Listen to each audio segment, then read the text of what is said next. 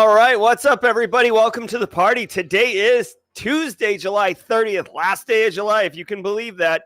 2024 of Simply Cyber's Daily Cyber Threat Brief podcast. I am your host, Dr. Gerald Auger, and over the next hour or so, me, you, Kay Bandwidth, Jeff S., Laura Flores, Carrie, Jose Alfredo, B-Sec in the green room, Jenny Housley in Mod Chat, Casually Joseph with some big news, Nail Girl, LFG all day long, Ms. Julian, Misty Woods live in chat. What's up, Misty?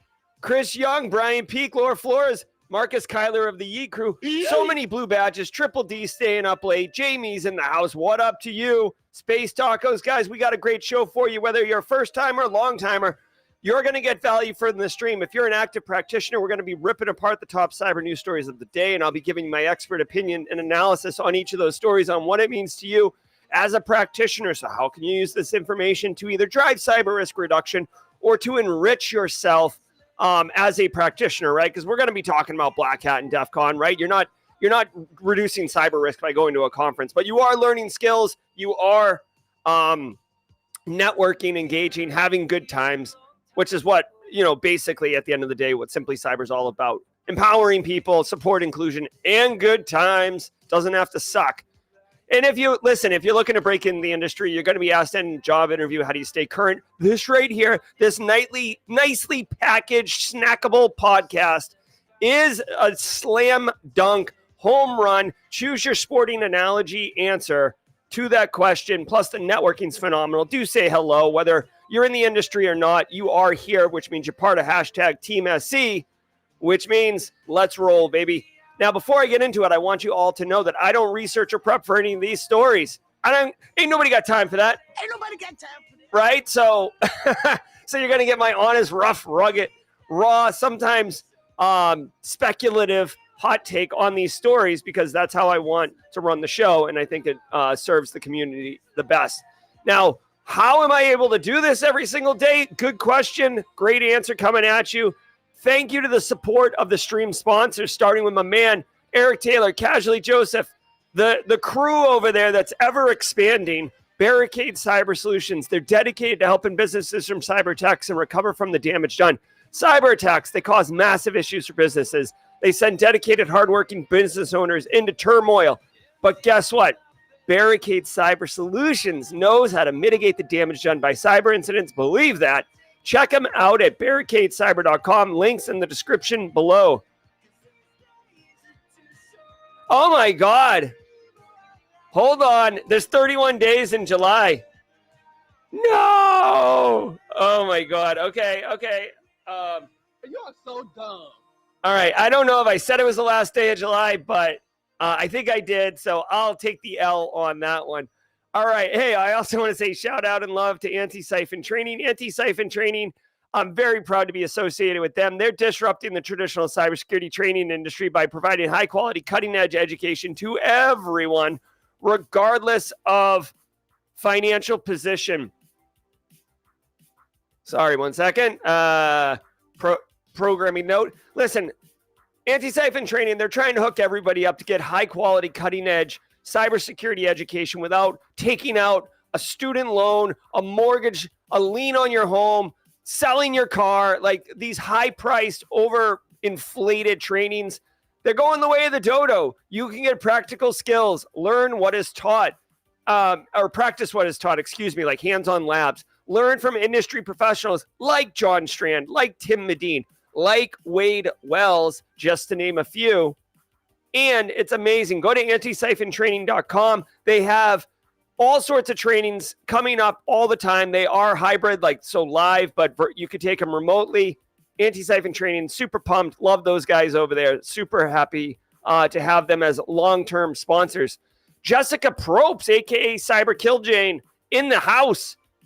ZMIF, what's up? Hashtag Tom Bishop. Tom Bishop, hashtag Team SC. It's good to see you guys. We got a banger of a show. Remember, 8 to 9 a.m. Eastern time. So for the next hour, we'll be doing the Daily Cyber Threat Brief. Immediately following that, you don't go anywhere. We'll flip the script and start doing a cybersecurity Ask Me Anything session, jaw-jacking. We may even have a very special guest, someone who was doing jaw-jacking in the past. Might join us. I'm not sure. We'll see. He's come up for air. And finally, I want to just let everybody know that we have a premiere coming right after the show today. I've configured YouTube to push you automatically over there when I end the stream. This is about that Control Alt Detect SOC Analyst Ultimate Challenge that's going down next week and at a cyber conference near you. This is amazing. You're not going to want to miss this video. I'm telling you, Eric Capuano from the So You Want to Be a SOC Analyst blog series and Whitney Champion are behind this program, and it's amazing. I can't wait. It's super exciting. All right, guys, I want you all to know that every single episode of the Daily Cyber Threat Brief, including this one, episode 675, is worth half a CPE. What? Half a CPE? What am I supposed to do with half a CPE, Jerry?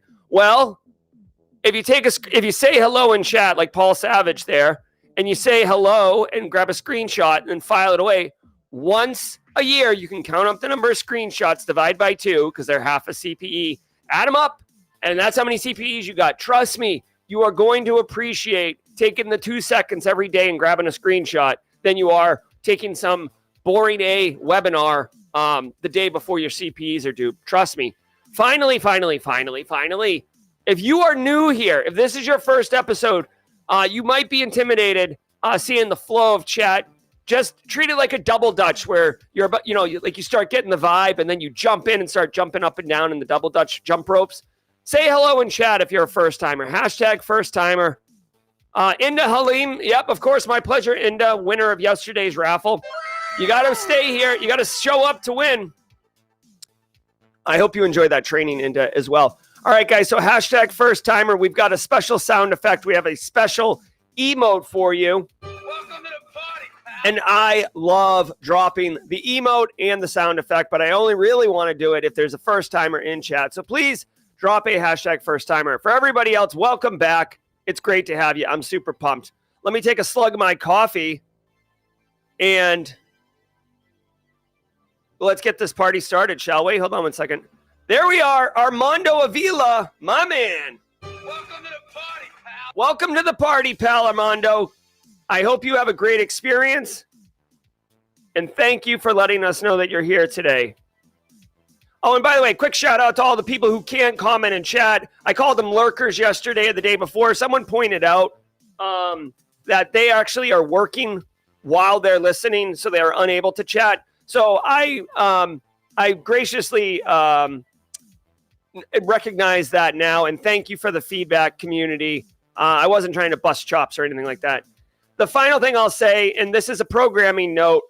So a programming note, it was called out in comments by somebody. I forget who. I'm sorry. I can't remember the person right now in comments, but somebody on Team Replay said, hey, John Neal, first timer, welcome to the party, pal. Minal Vala, welcome to the party, pal. Listen, somebody in comments yesterday said, hey, Jerry, can you please stop interrupting the story? So the story, when the reporter is saying the story. So I don't do it all the time, but occasionally the report will be coming out and I'll pause it and I'll be hot and angry or something. And I'll just go back into bitching about, sorry, Kennedy. I'll go back into complaining, or I'll make an editorial comment speaking over the reporter, or I'll pause and say something to somebody in chat. They said, could I please just let that story read every time and then make comments and stuff like that, which I totally agree with. I totally appreciate.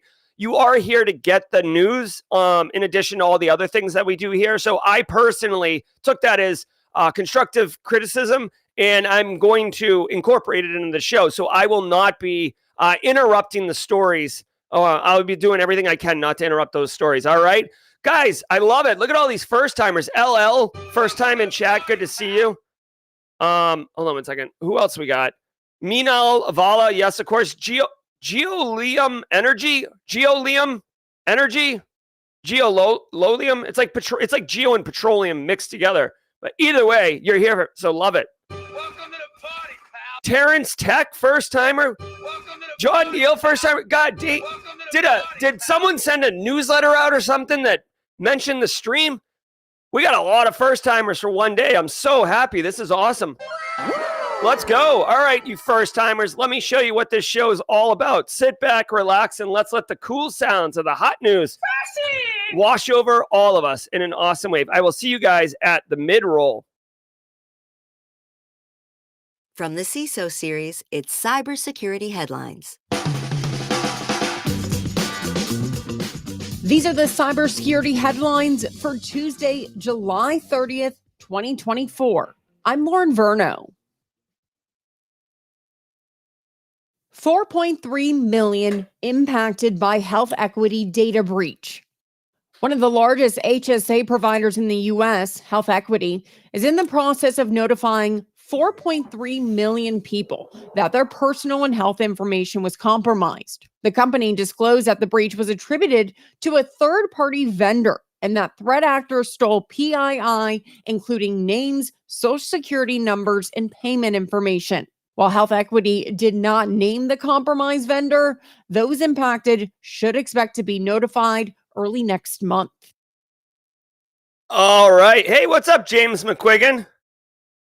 So HSA provider gets a breach. Now, listen, 4.3 million people is not anything to sneeze at. But I do want to call everyone's attention to everything matters when you compare it, right? Like, what is this in comparison to? Remember, and I forget what year it was, 2014, 2015, something like that. Anthem was like one of the very first major data breaches in healthcare. And it was something like 80 million records. Okay. So HealthEquity, if my information was in here, I wouldn't be super pumped. But like, come on, this is like when Powerball is at like $22 million. Yeah. Like if I won the lottery, I'd be super pumped. But this isn't, a news. I mean, it is a news story, but you get what I'm saying. Anyways, what do you want me to say? James McQuiggan captured it perfectly. Today is a day that ends in Y. Therefore, there is a data breach to report. I guess maybe we can point out that it was a third-party data breach. So again, for you practitioners out there, hashtag GRC Mafia, Alana Boyajian. This sucks, man. HealthEquity, listen, I could have been the CISO at HealthEquity. All of you could have been the information security staff at HealthEquity. We could have had infinite budget, right? Whatever you want. Everybody gets to go to training. Everybody gets to work 4-day work weeks. Everybody gets everything they want. You want 2 MacBooks? Let's go. You want the fastest Palo Alto firewall? Let's go. You want 3 different EDR solutions and all the staff to manage it? Done. That doesn't stop this from happening. This is a third-party data breach, which means you extended some data set to a third party and accepted the risk of them taking it on. Managing third-party risk is incredibly challenging because right now in industry, the best thing we have is like a questionnaire, which even saying it out loud sounds ridiculous.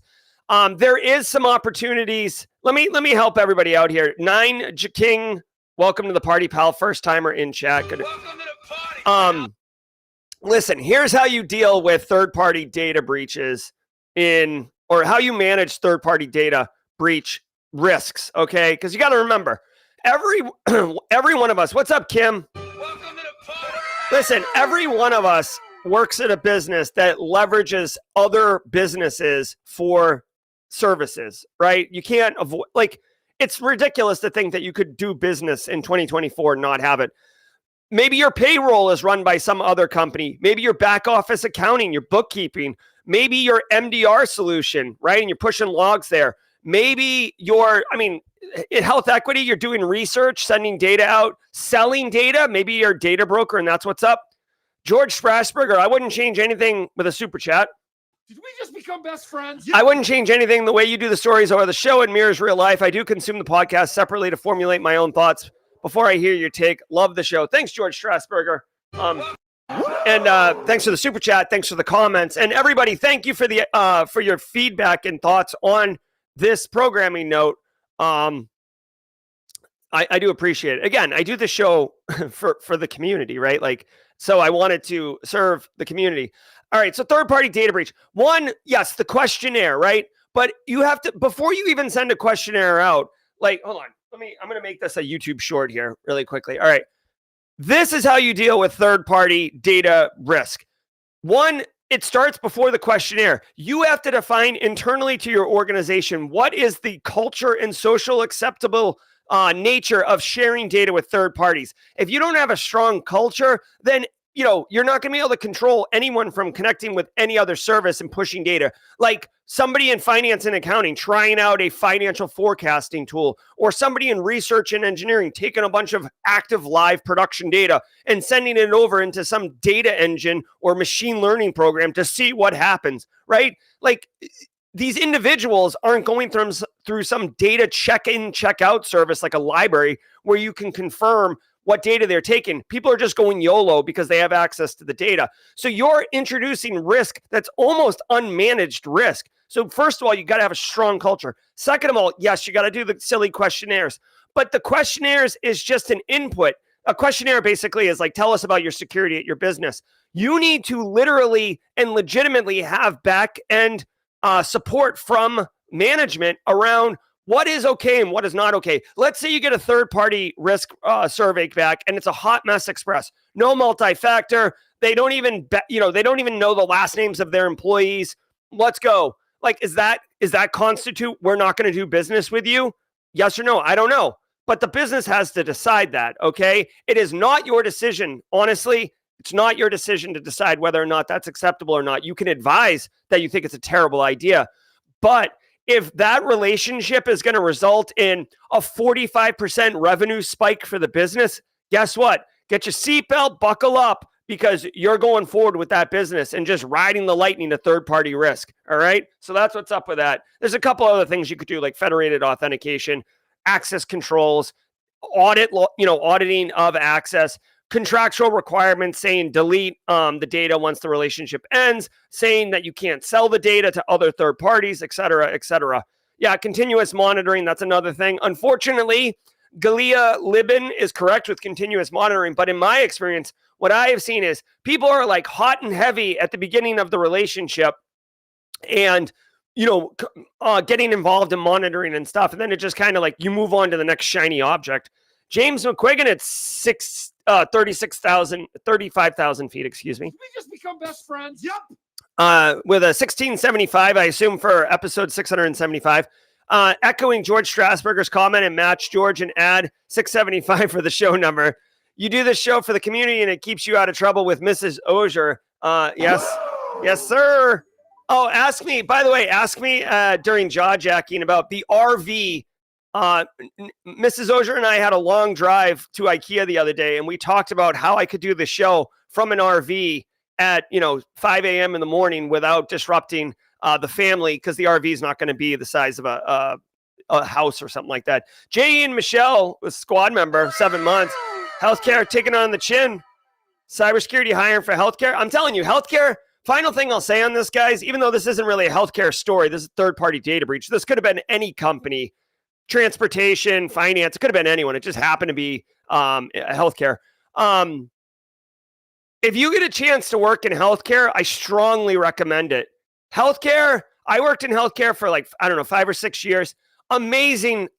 Listen, if you want to learn, if you want to be challenged, if you want to grow professionally, healthcare is a dynamite environment. You're dealing with clinical staff, which is their own language, their own people. With their patient safety takes priority over everything.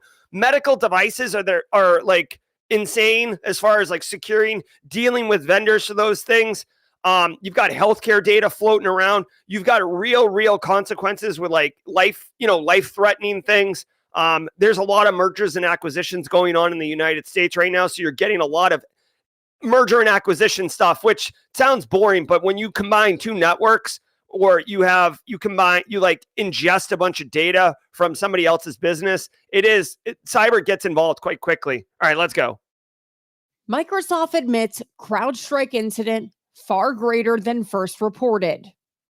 It's been nearly 2 weeks since the great CrowdStrike outage, and it's likely it'll be a while before we know the full extent of the damage. However, we are getting some insight that Microsoft's initial estimate of 8.5 million machines crashing is too low. Microsoft VP David Weston said in a blog post over the weekend, that those initial numbers were based on voluntary crash reports shared by customers. Now, since every customer doesn't share their crash reports, Weston wrote that the initial 8.5 million was, quote, a subset of the number impacted, end quote. The post also included a promise from the company to reduce InfoSec vendors' reliance on the kernel drivers following the incident. Okay. All right. So we all know about the CrowdStrike outage last Friday. Hot mess. Microsoft got pulled down. Like Microsoft almost looked like the cover of Doom. Everybody knows what the cover of Doom looks like. If not, Google it, Doom video game. But like Microsoft was like the Marine shooting down, and like CrowdStrike and people suffering were like the zombies pulling down. Like Microsoft didn't do anything. Like they were a victim just as much, but because Microsoft has the Microsoft operating system was the one basically blue screen and dying, people were like, oh, Microsoft. So they reported 8.5 million PCs impacted. And basically that number was based on voluntary reports only. Remember, guys, whether it's this report right here or it's some year-end report from Verizon data breach incident report, which is a great one, by the way, or it's some vendor issued report, remember what the data is based on. And this is, by the way, like being a complete nerd, for you first timers here, you may not know, I have a PhD, which means I had to go through rigorous learning to learn how to do academic research. Academic research has like rigor associated with it. And it's a very specific form of research that allows it to stand up to scrutiny and all these other things. But when you learn how to do academic research, you learn that like, what is the data based on? That is vitally important. Like, what are the qualifiers? What are the limitations? What are all these things? So whenever you read a report, you should be thinking like, okay, this is interesting, but what is the data set, right? Like, I'll give you an example. Let's say that a report comes out that says 98% of all cyber attacks start with a phishing email. That report probably comes from an email security gateway product vendor, for starters. But second of all, how many incidents did they look at to come up with that number? Did they look at 5, right? Or did they look at 100, right? And 97 of them were that. Like, I'm being somewhat playfully humorous, but my point is, if it was based on like 4 or 5 incidents, that's not really a true set of data, a good corpus of data to reflect what a statistic would indicate, right? So in this instance, I'm not even mad. This story is fine, but this doesn't change anything. Like, personally, who cares? In my opinion, who cares if Microsoft lowballed it? 8.5 million impacted people? No, it was wrong. It was actually 22 million people. Big deal. I'm not spitting my coffee out at the increase in number. In fact, I'm not surprised there was an increase in number.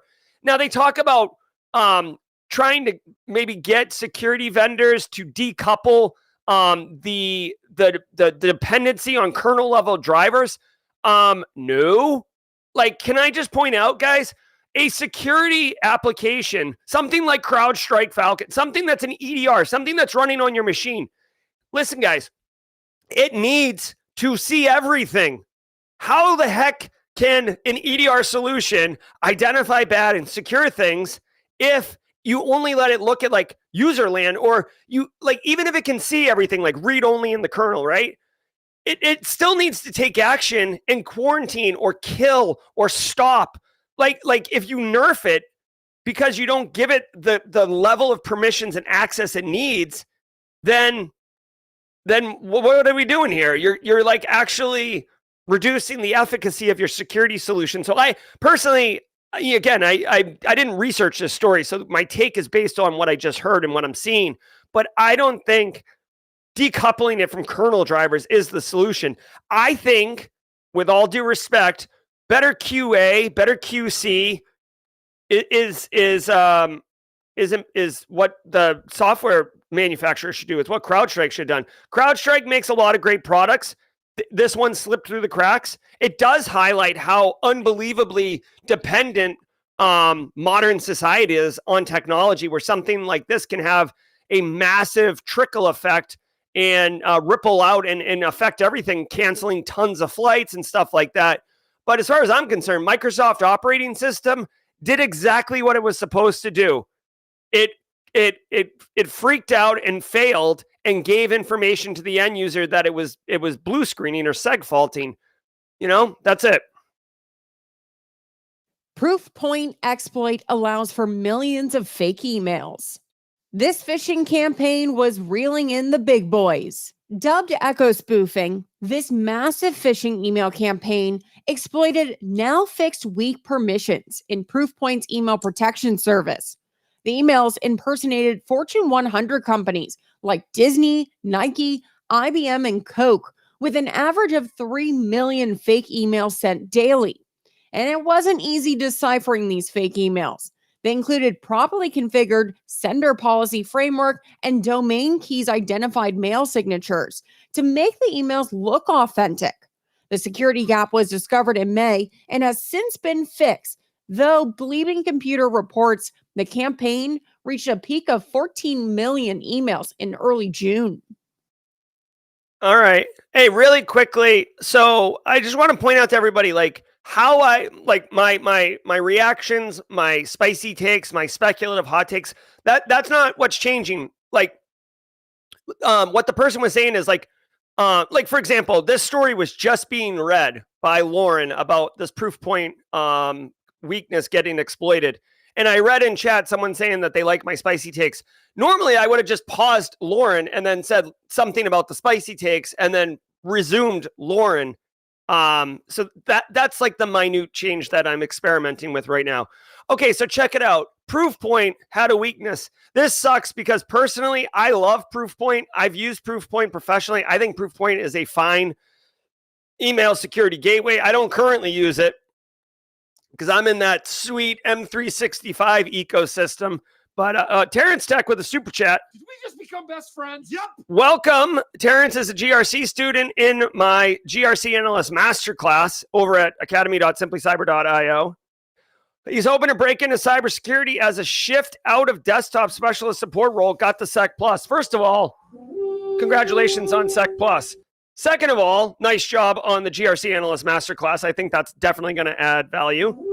And third, dude, if you're on desktop support, that's a perfect on-ramp into cybersecurity, right? Like you're getting exposed, especially GRC, you're getting exposed to end users, you're getting exposed to common problems, and good on you, Terrence. You're on your way, man. Plus you're here, #TeamSC, right? That's all about good times. All right, so Proofpoint, at least when I used to use it, let me know in chat if Proofpoint's gone downhill or something. But Proofpoint is a great platform. And they just had a weakness. Now, this has been patched, so it sounds like if you're running Proofpoint, You gotta patch it. you got to patch it. Last I remember, I can't remember if Proofpoint was I don't remember if Proofpoint was like a cloud-based solution where you route through them and they handle all the management, like a true platform as a service, or if they were a bare metal, like rack and stack security gateway. In my mind, I feel like they were bare metal and then they've moved to cloud. But anyways, if you're managing the application below, like just using it as an end user, you have to patch it. Otherwise, it sounds like Proofpoint has corrected this. Now, I wish I understood what this echo spoofing bug is, because they were spoofing Fortune 100 companies, Disney, Nike, Coca-Cola. These are all companies that if you got an email from them, you'd probably be like, okay, this is legit, right? We got a little infographic here. I'll do a hot second. This graphic doesn't get the full saxophone treatment. But this phishing email stole sensitive personal information and incur unauthorized charges. I don't know how that works directly with email. Like you'd have to take action on the email. Oh, now this gets hello. Oh my God. Yes, sir. All right, let's take a minute with this one. I'll be right back. I'll be right out. All All right, so Disney employee accounts up in O365. I'm just going to run down this this graphic, right? So Disney runs through Proofpoint, their outbound email relay, so outbound email, and obviously on the left side sends legit emails. On the right, threat actor sends a spoofed email through Spark Post, which I've never heard of, and then through Office 365, which gets forwarded and somehow has like a DKIM certificate to send authenticated emails. So it seems to me the real weakness here is getting an email forwarded through Proofpoint. I don't know. It doesn't seem that graphic isn't clear to me on how this attack actually works. Oh, here we go. Thank you. A threat actor sets up their own SMTP servers to create spoofed emails. Spoofing emails is trivial, guys. It's super easy to spoof an email, which is why you need to have DMARC, DKIM, SPF in the first place. So then they relay them through a Proofpoint relay server using a compromised Office 365 account. Okay, so here is part of the rub. Okay, so spoofing emails is fine. Sending an email through a Proofpoint relay server, you would think Proofpoint, maybe that's the weakness with Proofpoint here, is that it allowed relays, email relayed through it without authentication. And then a compromised O365 account. I'm confused if you need a compromised Disney, like a Fortune 100 company. This is the threat actor's infrastructure. Here we go. This one's definitely interesting. I would love, I think this is an opportunity for someone in the community. Again, I personally, I think creating content is an amazing way to develop your personal brand, basically. So when I say personal brand, essentially how you stand out in a sea of other applicants, right? If 500 people have Sec Plus and you're applying to a job, how do you stand out, right? How do you have people find you instead of you finding them? Making content is in 2024 an amazing way to do that. I think a short video or something or a post explaining this clearly would be interesting. So this looks interesting. The fact that Fortune 100 companies were able to get compromised, like have spoofed email. The fact that Proofpoint, what I would consider a tier 1 email security gateway provider, was able to get popped is interesting. So it's almost like a post-mortem or lessons learned, right? It's at this point, it's not a problem, but it is nice. DKIM versus DMARC. I think you use both of them. I always get them confused. DKIM, I think stands for, what is it, digital key infrastructure or something? Let's see really quickly. DKIM, domain keys identified mail. I wasn't even close. Jesus. But the domain keys, it definitely has something to do with a cert tied to the domain, right? And then DMARC, I think DMARC is more about where the sender's coming from, not domain-based message authentication, reporting, and conformance. So I get a bunch of emails from different sources every single day about DMARC. I had to set it up for the newsletter. So I'm telling you right now, DMARC, DKIM, SPF. Oh, DKIM is part of DMARC. Thank you. Guys, I'll tell you right now, in my world, as far as like InfoSec Pro, cryptography, definitely a weak spot of mine. As long as it's AES 256, let's go. And then email security. Like obviously when you're configuring phishing policies and going in and removing emails from quarantine and doing incident response research on compromises and stuff, that's all fine. But when it comes to configuring security gateways, in my experience, you set up DMARC, DKIM, SPF, right? You get it all set up, and then like you set it and forget it. As far in my experience, you're not in there tinkering with DMARC, DKIM, SPF. Like you just set it up, and then you're off and running. So thank you. And a lot of people in chat are sharing information around DMARC, DKIM, SPF. Thank you very much. Definitely not my strongest suit. Here we go. Patch now. CISA adds 2 ServiceNow critical RCE bugs to catalog. A threat actor has claimed to have harvested email addresses and associated hashes from over 105 ServiceNow databases by exploiting two critical vulnerabilities.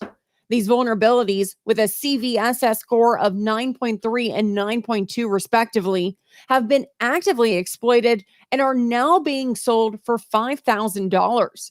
CISA has added these flaws to its known exploited vulnerabilities catalog, mandating federal agencies patch it by August 19th. All right, so I have a some group DMs with people that are CISOs at other businesses. Some of them run ServiceNow. I saw this, and before, like when I was setting the show up, again, I don't research these stories, but I do see the headline. When I saw this headline, I literally copied and pasted the URL into that group chat and said, hey, FYI for ServiceNow people. This one seems pretty serious to me. RCE stands for remote code execution, which isn't good, right? I don't know if it's unauthenticated, but it does say critical, which makes me suspect it could be unauthenticated. ServiceNow, just so you know, ServiceNow is like this massive platform that usually large enterprises roll out in order to do IT change management, do service desk. It does a lot of stuff. I think it started as like a service desk, help desk ticketing system, but it's grown exceptionally large. There are GRC, hashtag GRC Mafia. There are GRC modules for ServiceNow, but this thing is massive. So if you're running it, there's really sensitive data in there. So someone on breach forums claimed to have harvested email addresses for more than 105 ServiceNow databases. Let's see. It gets a 9.3 and a 9.2. So maybe not unauthenticated, or the data that they're getting isn't really super juicy. They're only selling it for $5,000 for the whole tranche, which is not, in my opinion, not a lot of money on those breach forums. The fact that CISA added it to the known vulnerability catalog should raise your attention and let you know that this is something. Guys, when it comes to these like ServiceNow, it's all up in your business. It's not quite in an enterprise resource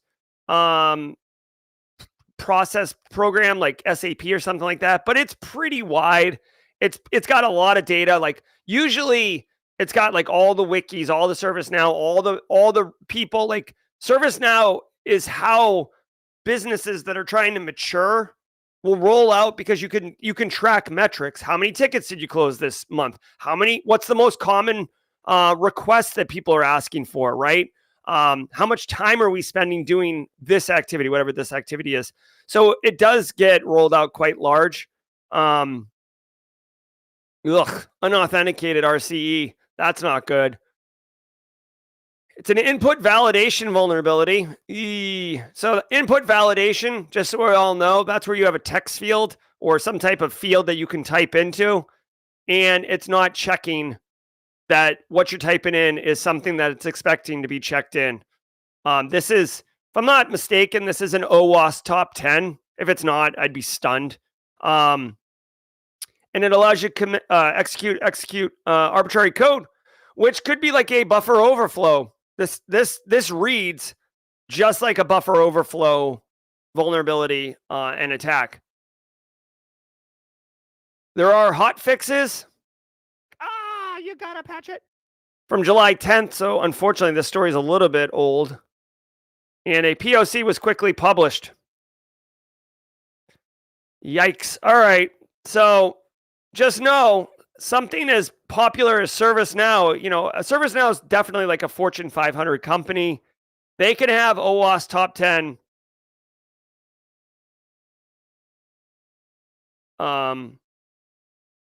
vulnerabilities, input validation. All right, let's go.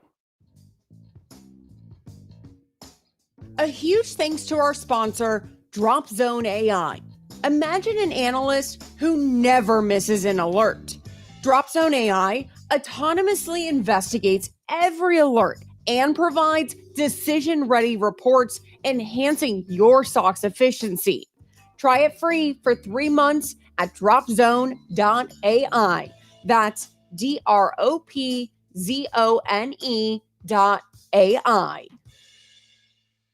All you first timers, get ready for this because this is a standard of the show. We do this every single day at the mid-roll.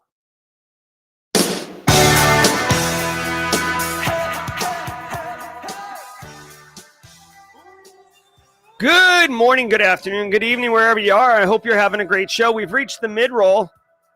I want to say again, shout out and thanks to the stream sponsors who enable me to bring this to you every single day. Barricade Cyber, Antisyphon Training, and Delete Me.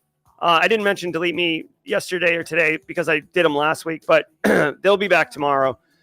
If you're getting value from the stream, do me a favor, hit that like button on YouTube. It helps people find it. I don't know how many people hit the like button yesterday, but we got 5, 6, 7, 8 first timers in chat. Welcome to the party. So for all you first timers, I particularly hope you're enjoying the show and the community. Do say hi. The Simply Cyber community, which you're being exposed to right now, and you're more than welcome to be considered part of, is a great, supportive, inclusive community of like-minded cyber pros, and we're out here trying to empower everybody to have a rewarding cybersecurity career. We always do the Simply Cyber Community Challenge as well. The Simply Cyber Community Challenge is an ongoing initiative that we do every single day to help. Hold on, I got to find out who's got the baton. Jenny Housley's always hooking me up, but Mod Chat is very chatty today. Jeff S has the baton. Jeff S, what's up? Jeff S is going to tag somebody. So here's the deal. First timers, long timers, every single day we ask one person in the community to volunteer to share their story on LinkedIn and use the hashtag Simply Cyber Community Challenge to make it easy for the rest of us to find them. Once they do that, go connect with them, read their story, learn about them, comment on their story once a day, right? It takes 2 minutes a day. You will slowly build your professional network. And if you're the person who volunteers, your network will explode because you're going to have everybody zeroing in on you. Having a large professional network will pay dividends long-term. Having a large professional network on LinkedIn of cyber people will make your LinkedIn feed mostly cyber content. Take advantage of the Simply Cyber Community Challenge. Jeff S is going to tag somebody. All right, he dropped the baton. It rolled under his desk. Jeff S is going to grab that baton. If you would like to volunteer to be the baton holder. So someone on LinkedIn said, I'll grab the baton. Unfortunately, LinkedIn, it says you're unknown. Like it doesn't know who you are. So I would recommend coming over to YouTube. If you go to simplycyber.io/streams, you will come over to the YouTube channel and connect. There's a lot more going on the YouTube as well than on the LinkedIn. All right, Jeff S., I leave it to you to tag somebody. Thank you, Jeff, and all you baton holders, past and present. Let's go. Peter Lee, about to start streaming Simply Cyber for my RMF class I'm teaching today. Getting the classroom set up. Need those vibes. Hope class goes smoothly. Let's go, Peter Lee. You got it. Guys, every day of the week, we do a special segment. Tuesdays is Tidbits Tuesday, where I share a little bit about myself. I got to tell you, I'm super excited. I do a bunch of different podcasts. And next Tuesday, we're going to be filming all of season 2 of Cyber Starters, a podcast I do with Ryan Lervik. It's a fun project, and we're going to be doing that in one swift stroke. 6 episodes, 3 hours. Let's go. La la la las.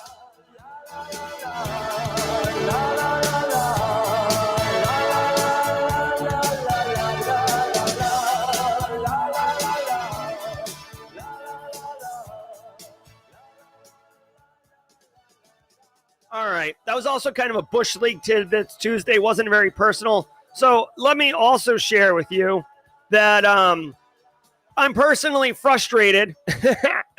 I'm personally frustrated that the gyms in Vegas open at 8 a.m. local time. You got to remember, I'm up doing this show from 5 to 6 a.m. And then from 6 to 8, I'm sitting around waiting to be able to run. I'm a runner. It's how I chill. And I'm going to end up either having to eat breakfast at like 6 a.m, find somewhere like Vegas. You're killing me. You can gamble 24 hours a day. I could go down at 2:30 a.m. and play craps and get a hot hand of dice, right? But I can't go get breakfast. I can't run unless I'm going to run on the strip.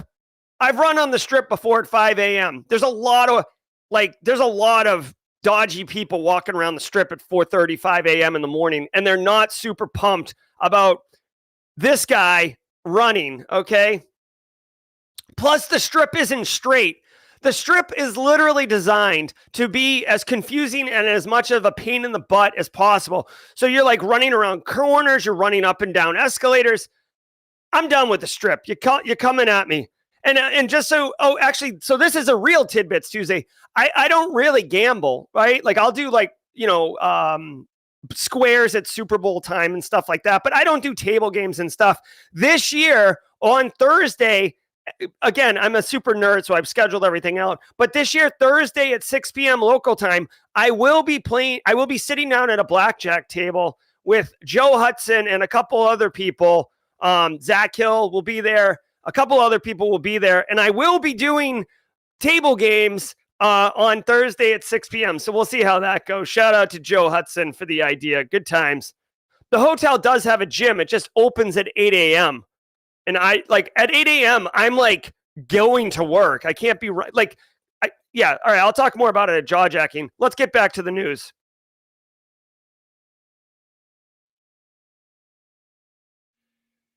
VMware patch release followed by ransomware exploits. Less than a week after VMware released patches for a critical ESXi hypervisor vulnerability, Microsoft reports ransomware groups are exploiting it. It's important to note VMware did not mention any active exploitations when the patch was issued. The flaw has a severity score of 6.8, and ransomware groups are using it to gain administrative access and deploy data extortion malware. Patches are available for ESXi 8.0 and VMware Cloud Foundation 5.x, but none are planned for the 7.0 and the 4.x versions. Okay, so two things here. One, it says Microsoft says ransomware gang. You got to remember, Microsoft is a major player, right? So this has nothing to do with Microsoft Windows operating system, Microsoft Azure. Microsoft has a threat intel team, and they are the ones reporting this. Now, if you're running VMware and you have an ESXi chassis, you definitely have to patch this. You gotta patch it. All right, you've got to patch it. Yeah, they said a 6.8. Thank you, BSEC. Dude, here's the thing. If you really quickly, and I do this every time, but we never know who's listening and who's here. But ESXi is basically the hypervisor for virtual machines. So remember, real quick. In modern computing architecture, on-prem, right, not in the cloud or whatever, you have a hypervisor. Think of a hypervisor as like a filing cabinet, and then think of VMs as folders you stick in the cabinet. The hypervisor is the one that controls resources, like the hardware for those VMs, right? So the VMs are unaware that they're in a hypervisor. They think that they're, their own, it's basically like the Matrix, right? Like Neo doesn't think that he's like a battery living in a pod. He's just sitting there. Those are like the files in the filing cabinet, and the filing cabinet drawer is the hypervisor, which has access to memory, RAM, processor, networking, all that crap, okay? So if the ESXi has a flaw, that is beneath all the VMs and very serious, because if you can exploit the hypervisor, well then it's game over, because you can get into all the VMs. If there's compartmentalization between VMs, like say you're running this is a tenant, right? It doesn't matter, because you're underneath in the hypervisor, which is why this is so serious and why you need to be mindful of it. Okay. A ransomware gang is exploiting it. So if a ransomware gang gets it, they're going to be able to encrypt all of your VMs, right? Which is not good. Okay. this is definitely something to forward to your IT counterparts if your organization's large enough to have IT counterparts, or it could be send it to yourself. I feel like Justin Gold is like emailing this to himself and being like, dear Justin, take this for action. But don't mess with this. The other thing I want to point out is it says ransomware gangs exploiting just patch flaw. Okay. So there's a couple things here. One, this is like, we typically say 0 day in the industry, or O day. This is when there's no patch for it. Now that it's just patched, I don't like this term, but you'll hear it from time to time. End day or 1 day, a 1 day vulnerability, a 2 day vulnerability. It means that there's a patch, but it's relatively new. Threat actors, when the patch comes out, okay, threat actors can reverse the patch and zero in on exactly what the problem was. A threat actor may not have been able to find the flaw beforehand, but a patch by its very nature fixes the problem, right? Again, just as a silly metaphor to get everybody on the same page, imagine if you find that the downstairs living room window door lock, or not door lock, but the lock on the downstairs front of your house, living room window, right panel, bottom right, that lock is broken, okay? And you release a patch, and the patch is a new lock for the downstairs front of the house, living room, bottom right panel window, and it fixes it, right? Well, a threat actor gets the patch, opens it up, and says, oh, this is a new lock for downstairs, front of the house, living room, bottom right panel windows. And then the threat actor, if you've patched it, you're fine. But now the threat actor goes to every house in the neighborhood and looks directly at the bottom front of the house, front right, living room window, and sees that the lock isn't there on some of the houses. So that's why this happens. And by the way, this is why you need to, when patches come out, you need to really prioritize them, especially when it is critical systems like an ESXi, VMware, or hypervisor, or something like that. Or, and more importantly, in my opinion, it's internet facing. If it's internet facing, the population of potential threat actors that can touch it are higher, right? So obviously you got to patch it. You gotta patch it. Again, that button's getting worn out today, y'all. Listen, so BSEC saying, how many people have ESXi open to the world? Yeah, agreed. My point is, people have initial access. Initial access brokers are out there. Somebody could have it exposed to the world. My point is, this right here, this is not a drop everything and patch it right now, but it is something that should be patched. It's like ServiceNow. This one right here, this ServiceNow one, this one is more important because a lot of times there are internet-facing portals for ServiceNow because you want your sales team people to be able to log in and request, or like drop a request or something. I don't know where the input validation was that was being exploited, if it was on an internet-facing or something like that. But this one right here, this is a critical system. This can compromise all of your VMs. So, be mindful. Critical API flaws expose millions to account takeover.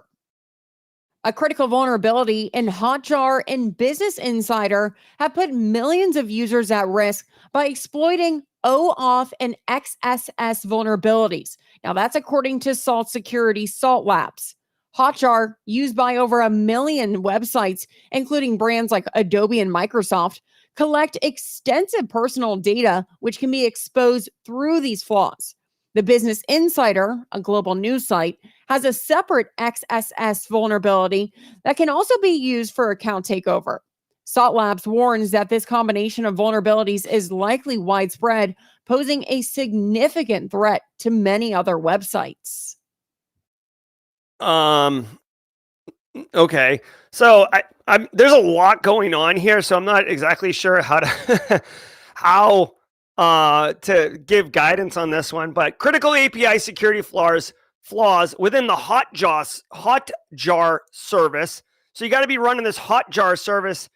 But here, I don't even know where you run this service. Like, what are we talking about here? Is this in an Apache web server? Is it in WordPress? Completely unrelated, and just a quick note. When I was in Massachusetts last week, I was watching some daytime TV, and there is a show called Hot Bench that I had like an almost unhealthy addiction to.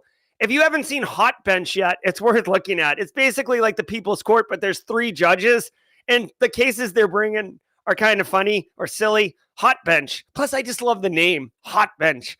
Okay, so if you're running Hotjar, is a tool that complements Google Analytics, okay, by recording user behavior and analyzing, all right. Adobe, Microsoft, Panasonic, Columbia, Nintendo, run it, okay. Like, this story is interesting and important, but it's like there's so much, like,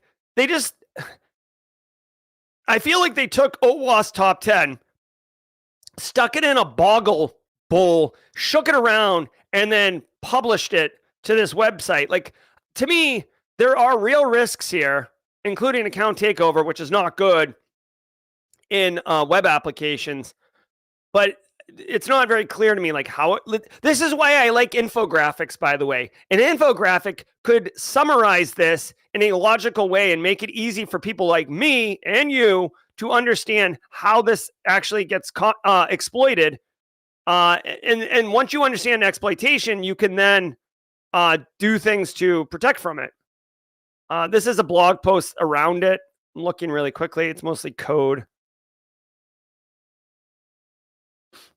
All right. Sorry, guys. I'm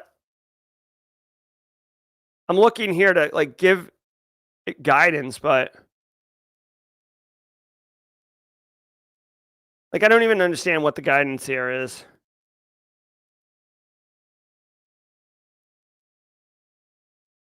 All right, so OAuth is relatively new, but it is being exploited.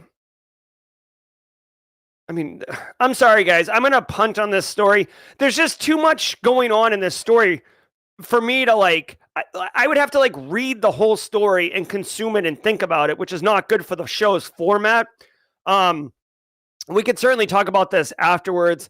If maybe, I don't know, if one of the mods wants to read this particular story and then give a more concise out brief on what this is and what we need to do. Long story short, if you're running web applications in your environment, if you're running this Hotjar service, you may be at risk of account takeover. Large businesses like Nike and Disney and such are using this. So we're talking Fortune 500 companies. So this would be more to like the web dev team. But unfortunately, I just can't with this story right now. Pro-Ukrainian hacking group takes credit for Russian attack. A pro-Ukrainian hacker group calling themselves the Cyber Anarchy Squad has claimed responsibility for a breach on a Russian cybersecurity firm, encrypting 400 virtual machines and allegedly destroying more than 60 terabytes of data. The security firm Avonpost confirmed the incident, saying the company's infrastructure was hit by a, quote, serious cyber attack, end quote, but did not give any details about the extent of the damage. According to the record, the hackers leaked 390 gigabytes of information and shared some on Telegram and Mega. All right. So, dude, Ukraine cyber capabilities. It's like a new story every day of Ukraine. Like they attack like the financials the other day, right? Like ATMs, people couldn't get money out of ATMs. Now they're attacking this Russian cyber company. Again, I don't research these stories in advance, so I couldn't have predicted this. But do you remember this story right here? How I'm like, oh, VMware ESXi chassis, you better patch it, right? You don't want to deal with it. Here, again, I don't know if the same issue. I don't know if this Russian group was running ESXi chassis. But look, the hackers, these pro-Ukrainian hackers, encrypted over 400 virtual machines. This is exactly the realized exploitation of a vulnerability, just like this one. Okay? If you can get in there and exploit it and get into the hypervisor, then it's trivial to encrypt 400 virtual machines. Now, I don't know if that's what happened here, but it is very plausible that scenario could have happened, right? They could have individually encrypted the 400 machines as well, using like domain admin, just logging into each one. But my point is, this is what it can look like. They destroyed 60 terabytes of data. That's an awful lot. Reminder, you should have backups. Also reminder, you should do not just tabletop exercises to verify that people know how to recover from a compromise, but 60 terabytes of data. Guys, this isn't like right click and removing a file from the trash can back to the desktop. 60 terabytes of data, it takes a minute to restore, okay? And I'm being incredibly playful. It takes a lot more than a minute to restore. So how long? Depends. But every minute that you're not back up is a minute of downtime, right? So, and maybe you restore 60 terabytes and oops, you restored it to the wrong machine, or oops, you restored it in the wrong order, right? So you got to be careful. That's why tabletop exercises is really important. Russia's getting screwed, guys, right? Like Russian airports, large water supply companies, telecom service providers. This is one of those ones where a major service provider was the target of this pro-Ukrainian hacker collective, which is having downstream impacts. So think, for example, like SolarWinds or Kaseya or MoveIt, or, like it's basically this group. It sounds like an MSSP or an MSP, so like managed IT provider, that is supporting all of these different businesses. Once they get hit, it's downstream impact. All right. Not any different than how a bunch of businesses used CrowdStrike, and those businesses went down when CrowdStrike panicked and blue screened all those Windows machines. So if you are following Ukrainian-Russian conflict and everything like that, this is more realization of cyber warfare capability. The show, first timers, we don't do political stuff on the show, so I'm not going to get into that. But I do want to point out, it's been very interesting from an academic perspective, monitoring the use of cyber capabilities in a modern warfare, because the last large geopolitical war was like World War II, and obviously we didn't have cyber capabilities. It's fascinating. I've been following the cyber capabilities, both from the initial attack with denial of service of resources to the ongoing kind of utility of cyber weaponry and cyber military capability to disrupt your adversary. All right, we're a couple minutes over. Let's finish this last story and pivot. New Powershell backdoor discovered. The cyber intelligence team at Walmart says they've discovered an unknown Powershell backdoor alongside a new variant of the Z-Loader Silent Night malware. The backdoor employs sophisticated obfuscation techniques to enable further access and deploy other malware, including Z-Loader. The threat actor also has ties to the Black Basta ransomware group, suggesting ransom is the intention of the threat actors. Walmart says there's no indication they were a target, but made the discovery while proactively investigating new threats. Nice. Way to go, Walmart. So Walmart, obviously, Fortune 50 company, if not bigger, is going to have their own in-house cybersecurity people. They have people who do threat intelligence, threat hunting, SOC analyst, IR, all that, right? And it sounds like they were threat hunting and discovered a new, undiscovered, previously Powershell backdoor. This is the value of threat hunting. You've got to remember, threat actors are constantly changing their, their payloads and stuff like that. Their TTPs typically stay the same, but if they have some new tool that's not burnt yet, that's awesome. And when you're taking on a Fortune 50 company like Walmart or Bank of America or Coca-Cola, you got to bring your A game, right? You can't just use like Cobalt Strike and Mimikatz and be like, they'll never detect it, right? So this is really cool. And obviously, I hope they release the IOCs or indicators of compromise for this Powershell backdoor, which would include, behaviors, network artifacts, C2 beaconing, all that stuff, to make sure that this is not showing up in your environment. They said that they're seeing it associated with Black Basta, which is, a tier 1 threat actor group. Let me see. I'm just reading the story here really quickly.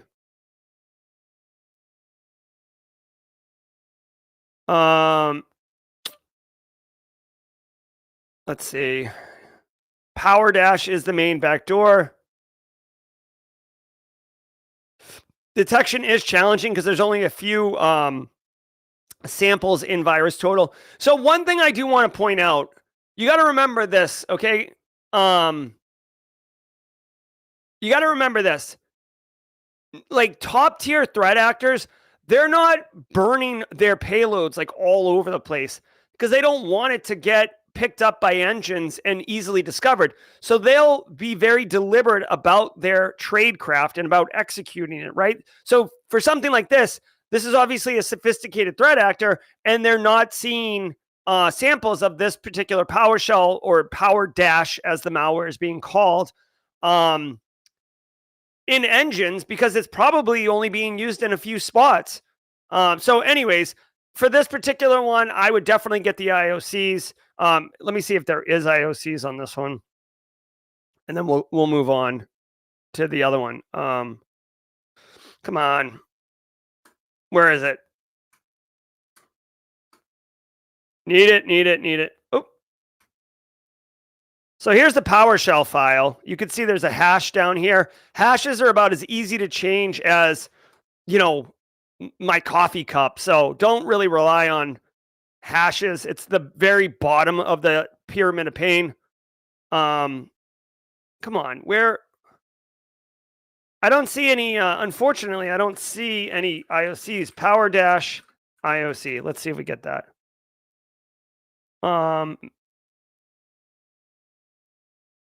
Ooh, hello. Excuse me. All right, so this is the execution of it. This looks good. Obviously, there's a bunch of, this is a really, really technical, well-written blog post. Here are all the IOCs. So this is what I would expect to see. This is super, by the way, this is super common. When you are looking at new discovered malware or payloads, researchers will almost always include IOCs or indicator of a compromise. So you can look in your own environment and include these detections in your EDR solutions and security tooling to look for these things. And if you have like higher end, more expensive tooling, the vendor will automatically update the IOCs. So like you think of like Wildfire on Palo Alto firewalls, for example. So this is what I'm expecting to see. And you should, as a practitioner, you should also be thinking about, oh, hey, there's a new malware out there, something like that. Like that affects whatever I'm doing. I should go threat hunting in my environment for these IOCs. All right, guys, check it out now. Let me do this. Ooh.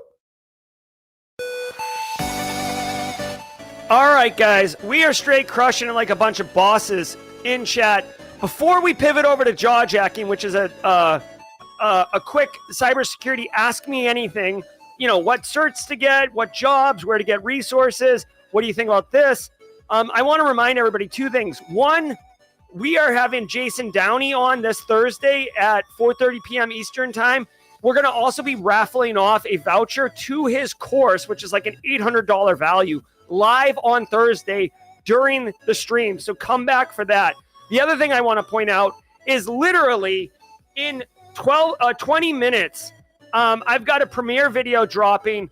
I'll end the stream in 20 minutes and it'll push us over there. So if you're on LinkedIn, come to YouTube. This is a new video about a new ultimate SOC challenge. If you're into blue teams, if you live and breathe cyber and you just love challenges and SOC analyst work, this is what we're going to be talking about. You're going to be blown away by this platform. Additionally, I can't promise anyone a job, obviously, but I will tell you the predecessor to this platform. So this is a brand new platform. The predecessor to this platform, people would get jobs from doing well in this challenge. Okay, so it's a game, but there are real life positive impacts that can come from playing this game well. I'll just leave it at that. Come check out this, and I'll drop a link to all of this right now. So this is the premiere at 9:30 a.m. Okay, so that's the link to that. And then if you want to go to the Thursday live with Jason Downey, I'll drop a link to that as well in chat. And then we're going to pivot. Okay, ready? Live stream on Thursday. There we go. All right, guys. I'm Jerry from Simply Cyber. Stay tuned. This will be a soft pivot. You don't even have to do anything. I'll be back in just a minute, Dr. Gerald Auger's peacing out. I see this dodgy-looking fella, Jerry guy, coming around the corner. So let's see what he's got to say. Guys, this has been episode 675. Thank you all so very much for being here. I'll see you in a hot minute. Until next time, stay secure.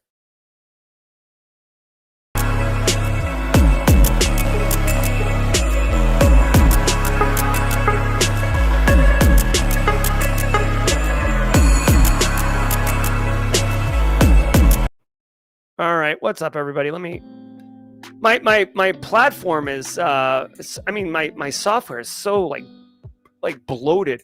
What's up, everybody? Welcome to Jaw Jacking. I am your host, Jerry Guy, coming hot off the heels of the Simply Cyber Daily Cyber Threat Brief, run by that nerd, Dr. Gerald Auger. What an absolute stiff.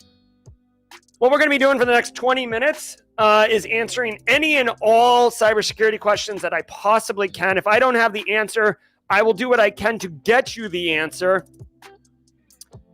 It's all about good times. And then today we have a special show because we will be pivoting a third time to the premiere of the Control-Alt-Detect platform. So let's get into it. What can I do for you guys? Chat was popping today. First timers were popping today. If you're a first timer here, this is like a separate show, but we do it every day, and it's basically to help people get answers that they need. First question coming in, Crystal at CNY says, where's the best place to view the IOCs of an incident? I know I saw it somewhere. Some org does list as the data comes in. So good question, Crystal. What I would do is, here, let me share my screen. What I would do, Crystal, is CISA, C-I-S-A. CISA has this known exploited vulnerabilities catalog, okay? Let me share this with you at Crystal. Okay, so Crystal, I just dropped this in chat. Let me move my screen over a little bit. Okay. Now, this isn't going to be every single... Actually, hold on. I'm sorry. This is known vulnerabilities, which wouldn't technically have IOCs, right? I made a mistake. I'm all frothed up here. Let me see. There really isn't as far as I know, there isn't a single website for threat intel that would have that information. I guess, guys, hold on. Let me see. I'm doing CISA. So I just Googled CISA and IOCs, right? There's going to be different IOCs for every single malware, right? You could see here, this one, I just Googled CISA IOC. This one is for this Androx Ghost malware. It really depends on what malware you're looking at. The nice thing is they have nice reports, write-ups, and then they'll also have sticks. This JSON sticks. So sticks is a protocol or like a standard format that you can ingest into your security solutions. That way you don't have to type it in. Also, you might see like Sigma rules or Yara rules. But for each one, here's the thing, Crystal. A lot of security research companies want to have people come to their website, so they'll post their own stuff. MITRE ATT&CK framework, let's look at those.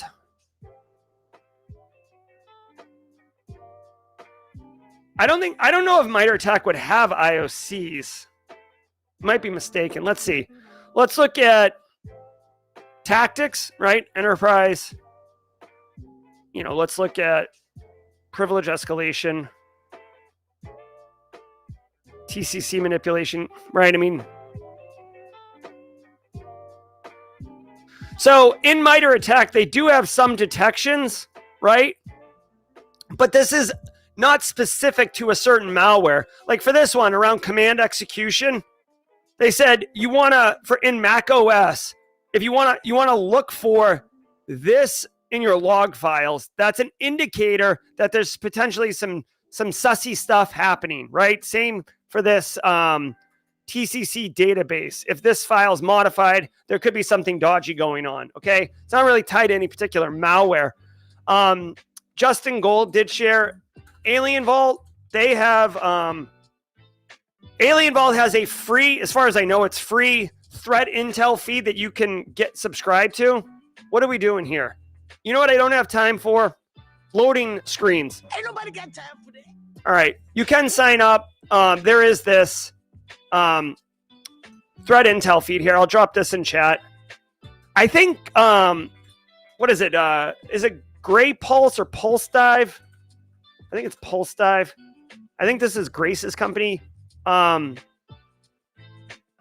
This is Pulse Dive. I like Pulse Dive and the people behind it. This one, like frictionless, like you can just use this. Here's another one. Use that. James McQuiggan with the super chat. Let me change my screen back really quickly. James McQuiggan, $10 super chat. Thanks, James. We just become best friends. Yep. We can RV road trip. The wife and I had the same conversation about being on the road and me working remote with a Starlink. Yes. So I do want to tell you about the RV conversation, but a lot of questions rolling in here. By the way, James McQuiggan is going to be helping me with the podcast live from Wild West Hackin' Fest. Looking forward to that. All right. Bruce Banner says, based on your GRC wizardry, is there any chance for a convicted felon to make a career in cyber? For context, it has a one-time mistake 8 years ago, no trouble since. So Bruce Banner, this question comes up from time to time. If you are a convicted felon, it is going to be very challenging getting a cybersecurity job. It's unfortunate, but it is, there's a stigma associated with it. Especially because essentially we work in security, we get access to lots of things, and there's a major trust factor there. It is not impossible to get a job. What I would encourage you do, okay, is I tell people all the time how important it is to network and build a personal brand and all these things. I would almost consider it critical to do it if that is your situation as a convicted felon. You basically need to demonstrate how awesome you are, how much value you have, how you can help. And then once you get to the point where they're like, we want you, then you have to be like, okay, yeah, I totally want to work here. By the way, I got this one thing that's an issue. Like you almost want to overweight the value you can bring so that issue is seen as history and not part of it. If you just on the surface say like, oh, like, hey, I'd love to work here. By the way, I'm a convicted felon. People immediately are making, not biases. Well, I guess it is bias. People are immediately making decisions on what that is, right? Because you could be like, seriously, I know it's, it's not fair, but like felon could be like triple homicide, or it could be like aggravated DUI, right? Like, like it could be two wildly different things. And people don't want to ask like, oh, what was the crime? So anyways, Bruce, I would say convicted felon absolutely can get a job in industry. It's just, you need to, it's going to follow you, right? So you need to build a network and really crush it. Synonym Adzawu says, based on your, I have a GRC internship interview tomorrow. Awesome. Any tips on what internships expect during interviews? This is for healthcare company.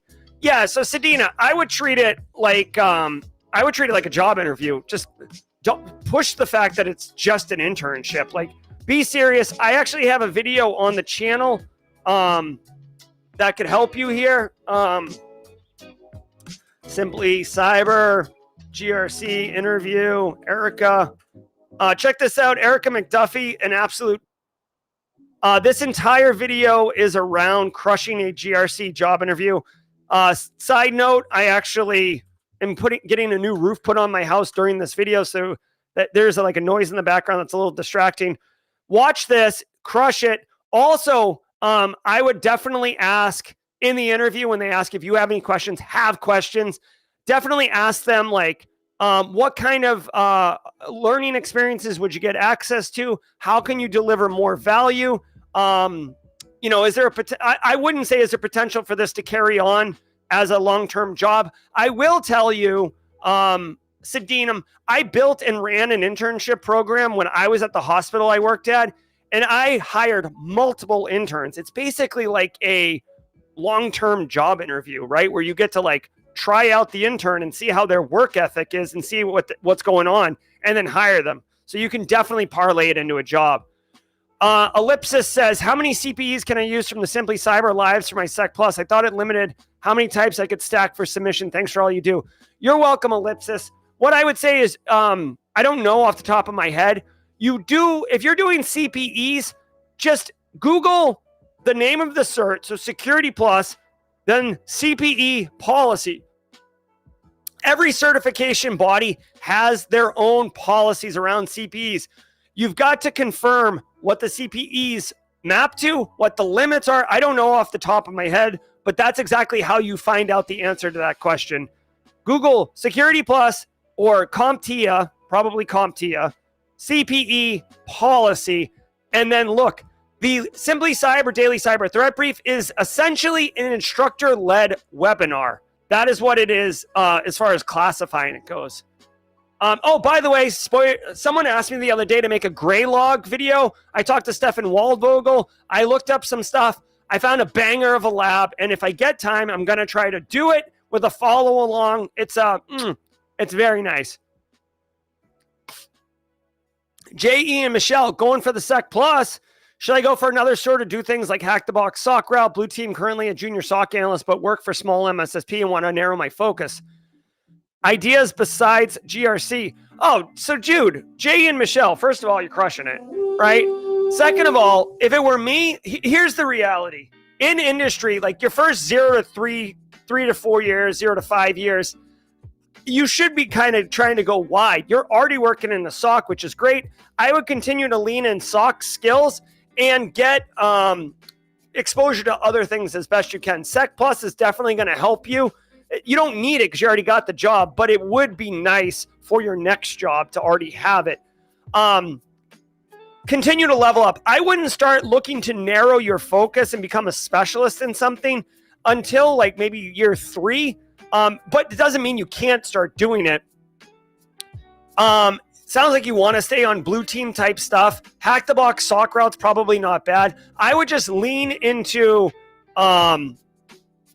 practical skills. I would volunteer for stuff. I just made a series of like 12 shorts on the YouTube channel. Go watch my last shorts. Here, J.E. and Michelle. Oh my God. Here. Look at, if you go to the Simply Cyber YouTube channel, you go to shorts, and then look at these shorts right here. The ones where I have the purple background and my big fat head, those are the ones you should watch, okay? There's 12 of them. You can see, it's a little bit of an Easter egg hunt. You got to find the 12. But I explain to you how to crush your job, and I include tips in there on like how to like basically volunteer for stuff and take leadership roles. And I think that that's going to serve you well. I'm telling you, Jay and Michelle, each video is less than a minute long. You watch those videos, it'll take you 12 minutes. I really, really honestly believe I made those videos literally to help with questions like that. But I would continue to get practical skills, volunteer for stuff. I would start trying to do like threat hunting stuff, get exposed to some technologies. Yeah, I hope that answers your question, Jay and Michelle. Naturally Me says, what's the best? Hey, Naturally Me, it's been a minute. What's the best GRC area to focus on to start a GRC consultancy, looking for ideas with minimal overhead? If you're starting a GRC consultancy, I would do compliance audits. Businesses are going to hire you for that because they need to have that done. There's a lot of work around third-party like security questionnaire fill-outs. Like that's an area. The real value of GRC is around risk and understanding risk, analyzing risk, but that's a really difficult thing to sell businesses because they don't really understand that they need it or what the value is. So if you're trying to sell work, I would go compliance audit, helping with third-party risk, and then enterprise. I've sold work. So I have a GRC consulting firm as well. I don't talk about it very often, but and I've sold work to smaller businesses doing, I call it an enterprise risk assessment, but I come in and assess their overall health of their security, not their security program, because small businesses don't have a security program. The overall health of their business is security, and then I provide guidance on addressing the larger risks. And I've sold that work multiple times, so that's really good. Colonel Jarhead, I have my first interview for a level 1 SOC analyst, will also be my first official SOC job. Any tips from the community or Jerry would be appreciated. I got super anxious as an introvert. First of all, Colonel Jarhead, congratulations on the job interview. Second of all, I have a video for that. Jarhead, I'll drop a link in chat, but if you go to Simply Cyber SOC analyst interview, it's right here. 12 incredible. All right, here we go. How do I share this? Share this. Copy the link. Colonel Jarhead, there you go. Okay, watch this. That'll help you. Also, Colonel Jarhead, be ready to answer, like, be honest, be inquisitive. I would focus on things that you've done that show initiative. Again, I think a home run answer, you're going to be asked, how do you stay current in the industry? Obviously. This right here, the Daily Cyber Threat Brief, is a home run answer. But what I would recommend, Colonel Jarhead, is grab up one of the stories from the Daily Cyber Threat Briefing. Maybe the CrowdStrike one, right? Since everybody knows about the CrowdStrike run. Maybe the ServiceNow one, right? Whatever, VMware, whatever it is, right? Pick out one that you think has some type of blue team or SOC analyst type thing. That new malware that was like hidden, the PowerShell Z-loader thing. Read that story, digest it, think about it, okay? Think about it. Get familiar with it and have it in your back pocket and somehow weasel it in very organically into the conversation so you can demonstrate that you are staying right on top of the cutting edge. Like, that is going to stand out to employers. Trust me. Really quickly, I'm going back to the videos because we have this upcoming premiere. Excuse me, in just 2 minutes. So a couple more minutes. Jesus, couple more minutes. Casually Joseph is saying that Hack the Box SOC route's really good. Oh, hey, announcement, everybody. Some of you know about Casually Nosif, the head that I'm going to cut out and carry around Black Hat and take pictures with. We have an update. So I printed this out. We have an update. Casually Joseph is going from Casually Nosif, not going, to, wait for it, Casually Gosif. Yes, in fact, we will not be doing this now because Joseph has had a good fortune smile upon him, and he will be going to Vegas, ladies and gentlemen. So let's go ahead and give a round of applause for Casually Joseph. He's made his way. He'll be there in Vegas. So instead of a cardboard cutout of his face, he will physically be standing there at the Golden Tiki. If you go to simplycyber.io/DEFCON, simplycyber.io/DEFCON, you can sign up. It's an absolutely free hangout at the Golden Tiki on Friday, August 9th at 3 p.m. Eastern. Welcome to the party, Casually Gosif. Keeber Ines says, how to bring the maximum amount of value in during a cyber consultant internship, soft skills develop mindset. Yeah, Kabir Ines, all I would say is if you got an internship, show up, be serious, volunteer, deliver value above and beyond, take initiative, share your voice, do the extra research, like outside work, right? Again, I know this is asking more than what the internship's asking for, but if they talk about something at work and you don't really know about it, go get smart on it after work. This internship, I honestly think everybody should think of an internship as basically a very long job interview. You have the opportunity to absolutely crush it and demonstrate how awesome you are in an internship. Do not waste that opportunity. All right, very cool. All right, looks like we're caught up on questions.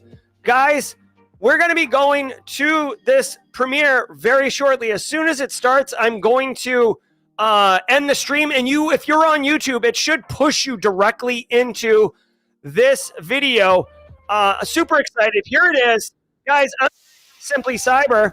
I'll drop it in chat right now, but like I said, it should push you automatically. Let's go ahead and quote unquote raid the Simply Cyber premiere. Andre from Simply Cyber, shout out and love to the mod team. Much love for all they do. We'll be back tomorrow at 8 a.m. Eastern time. Good luck to everybody with your interviews. Colonel Jarhead, everybody else who had the interviews, James McQuiggan for the super chat, George Strasburger. Guys, be well, and I'll see you over in the lives.